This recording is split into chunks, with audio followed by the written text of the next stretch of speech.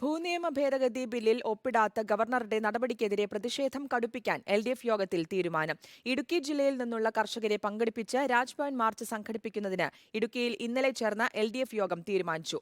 മാർച്ചിന് മുന്നോടിയായി പ്രതിഷേധ യോഗങ്ങളും സംഘടിപ്പിക്കും.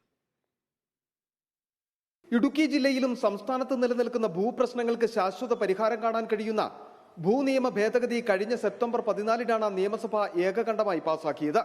ഭൂനിയമത്തിലെ 64-ാം ചട്ടം ഭേദഗതി ചെയ്യുന്നതിന് സർക്കാരിന് അധികാരം നൽകുന്നതാണ് ബില്ല്. എന്നാൽ ബില്ലിൽ ഇതുവരെ ഗവർണർ ഒപ്പിട്ടിട്ടില്ല. ഇതിനെതിരെയാണ് പ്രതിഷേധം ശക്തമാക്കുവാൻ LDFന്റെ തീരുമാനം. ഇടുക്കി ജില്ലയിൽ നിന്നുള്ള 10,000 കർഷകരെ പങ്കെടുപ്പിച്ച വരുന്ന 9-ന് രാജ്ഭവന് മുന്നിലേക്ക് മാർച്ച് നടത്തുമെന്ന് LDF ഇടുക്കി ജില്ലാ കൺവീനർ KK ശിവരാമൻ പറഞ്ഞു. കേരള സംസ്ഥാനത്ത് അംഗീകാരത്തിനയക്കുന്ന മിക്കവാറും നിയമങ്ങൾക്ക് അംഗീകാരം കൊടുക്കാതെ അവിടെ അത് വെച്ചുകൊണ്ടിരിക്കുന്ന സമീപനമാണ് ഗവർണർ സ്വീകരിച്ചുകൊണ്ടിരിക്കുന്നത്.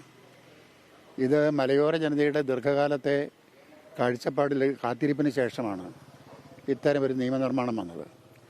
ആ നിയമനിർമ്മാണത്തിന് അംഗീകാരം നൽകാത്ത ഗവർണറുടെ നടപടിയിൽ പ്രതിഷേധിച്ച് മലയോര ജനതയുടെ ശക്തമായ പ്രതിഷേധം രേഖപ്പെടുത്തുന്നതിന് വേണ്ടി ജാനുവരി മാസം 9-ാം തീയതി രാജ്ഭവനിലേക്ക് ആയിരക്കണക്കിന് ആളുകളെ പങ്കെടുപ്പിച്ചുകൊണ്ട് മാർച്ച് നടത്തുന്നതിനാണ് LDFന്റെ ജില്ലാ കമ്മിറ്റി ഇന്നുകൂടി തീരുമാനിച്ചത്.